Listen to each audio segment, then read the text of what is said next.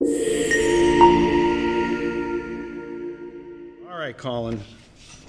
Why don't we we'll let you go into the town manager's report. You got it, Mr. Chair. Thank you. Thank you to the Friends of the Tyngsborough Elderly for the generous donation of $1,000 to the Council on Aging, which will fund part of a deep clean of the windows and the floors. The Friends of the Tyngsborough Elderly are a registered nonprofit in Tyngsborough that regularly raise funds to support Tyngsborough's elderly, and they do a lot of that work through gifts to the Council on Aging. The Lake Muscoppic Association has once again donated a boat to the Tyngsborough Police Department for use to patrol waterways in town. They donated a boat to the town just about 3 years ago, and we have a few officers who have completed the necessary training and received the appropriate endorsements from the Massachusetts Environmental Police to conduct water patrols. The old boat is no longer working, and without asking, the association saw it on their own to purchase and donate the new boat. Today we worked on getting that registered. We'll ask the board to formally accept the donation at its next meeting. Excellent. We were notified last week that the town of Tyngsborough was awarded $157,000 in a Community Compact Cabinet Municipal Fiber Grant through the Commonwealth. IT Director Tom LaFlame sought the grant, and we're grateful to him for the work that went into putting the grant together.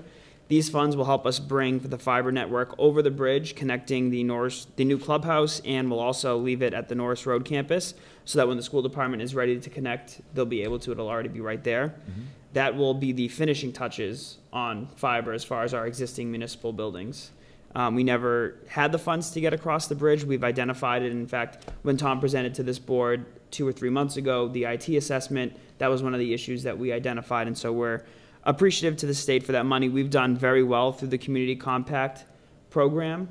It's just another example of how we seek these grants and how, knock on wood, we've been able to use the work we've done with the previous allotments to continue to score highly in these grant applications.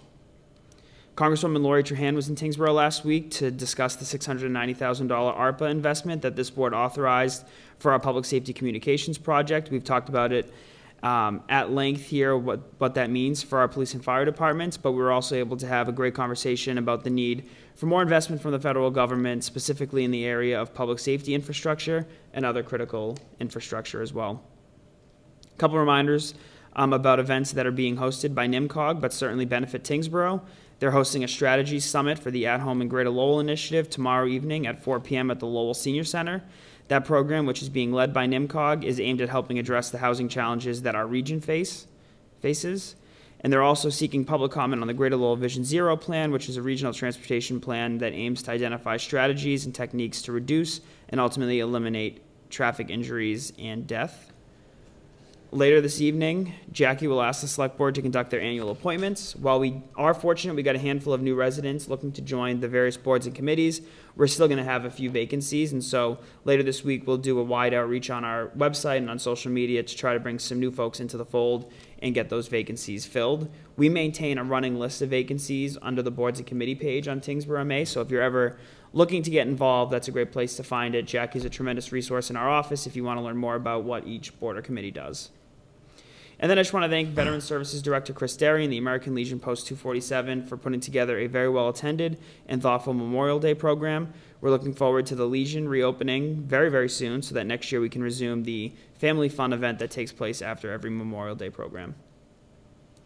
And that is all that I have, Mr. Chair. Okay. Why don't we go into Kat? We can take it away. All right. We're on a roll.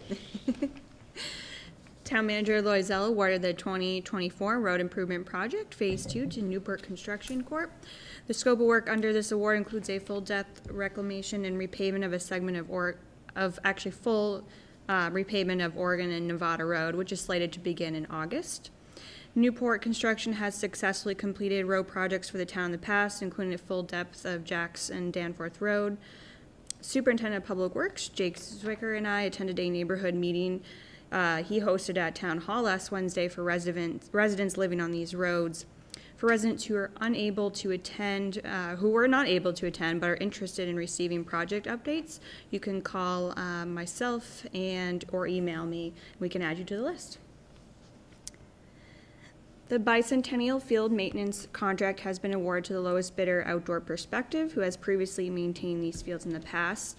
Their contract is effective beginning this month until November 2024, with the opportunity to extend for an optional 2 years. And the Board of Health has ordered approximately 100 Narcan pouches, which will be available to residents along with scheduled training opportunities. These were purchased using the town's share of funding from the statewide opioid settlement. Staff are meeting this week to further discuss how we plan to use the funding for prevention, harm reduction, treatment, and recovery. We are looking to plan a vigil in September for National Opioid Awareness Day, which is an important time for people recovering from opioid addiction and their loved ones.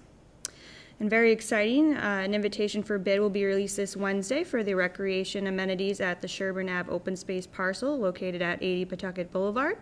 An optional pre-bid walk is scheduled for June 20th, and bids are going to be due June 26th at 10 a.m. And that's all I have. Excellent. Thank you. Lots of stuff going on. I will open up the board for questions. Mr. Schneider? No questions, Mr. Chair. No questions, Mr. Chair. I have no questions. Thank you. Appreciate it. No questions. Excellent. Great stuff. I'm glad to see that we're working on the opioid pieces and all the other things. I think that will be great. People just pay attention to what's happening through the Board of Health. Is that where most of that's happening? In administration. Okay. We've been partnering with Tewksbury a little bit to purchase some of for training, number one. So we're scheduled to hopefully, upcoming training, I think will be hosted either by the Board of Health, who is going through their own training through the state, or the fire department, and with the help of Tewksbury. And I can't remember who's coordinating over there, but her name's Maria, and she's been extremely helpful for us in procuring some of the supplies and just overall thinking through what our options are, including this vigil. So she'll be a huge asset for us moving forward. So residents should stay tuned. We'll have more on that. Excellent. Fantastic.